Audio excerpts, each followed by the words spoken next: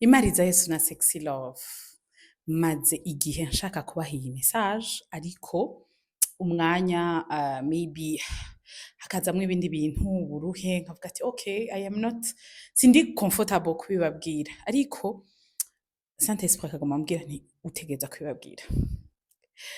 Benshi muri mwe bwahora bambaza ngo Saint Esprit akuvugisha gute. It's something jewe kuri jewe ni ikintu kiguma kiza in my mind iyo ndiko ndasenga canke iyo ndiko ndavugana n'umuntu umuntu agapointinga kuri ca kintu nyene havuga ati no this oya quand même birase birarenze quand même ivyo nibaza. So message rero y'uno munsi nshaka kubabwira niki. Imana irashaka ko mugirana une relation. Naratahuye yuko iyo Imana iriko iragusaba mugirane une relation iragushaka, irakunyotewe, irashaka ko ufata umwanya ukicarana nayo ukayumviriza, ikuganiriza muri uwo mwanya ufashe mu kuyisenga, ikuganiriza uri kurasoma la Bible, ikuganiriza ugutandukanya, ikuganiriza à travers les chansons gospel wumviriza muri iyo moment de worship yawe. Iragushaka, irakunyotewe, irakwifuza.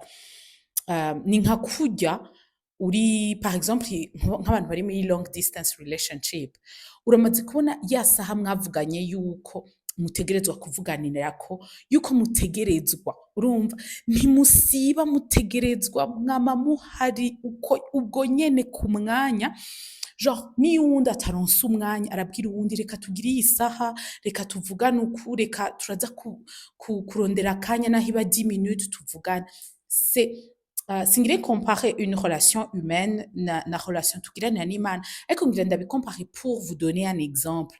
Uwo mwanya ufata yuko vugisha uwo muntu wumva unababaye nuko uwo muntu mutigeze muvugana uwo munsi, uraba frustrate none kubera ko uno munsi atigeze amvugisha.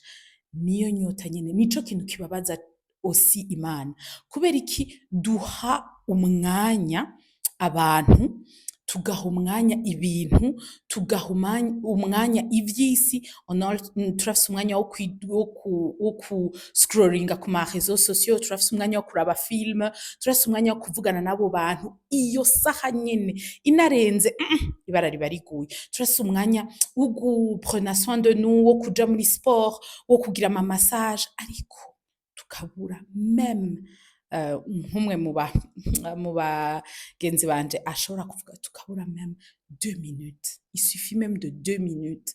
So uhera kuri 2 minutes, 5 minutes, 10. Fata rero uwo mwanya wicarana n'Imana yawe, and Imana izo gukora wonderful things. Ubabaye, uryohewe, take your time and pray. Take your time and pray. Seek God. Urumva n'inguvu zawe nyinshi gose, kujya ushiramwe inguvu mu kuja kurondera amafaranga, kujya ushiramwe inguvu mu kumenya igituma ujya muntu yakubabaje canke mu kumenya igituma ibi bintu byose biriko birakubako. Izijya nguvu nyene ushiramwe ndashaka uzishiremwo uri kurarondera Imana. So nizere yuko iyi message iza gufasha umuntu, ariko n'uwitofasha quand même je yaramfashije, kandi je vyaratumye ntangura gutahura ibintu bimwe vyaratumye ntangura kwicarana nkavugana na ya Mana yanje nyene. Turabapot.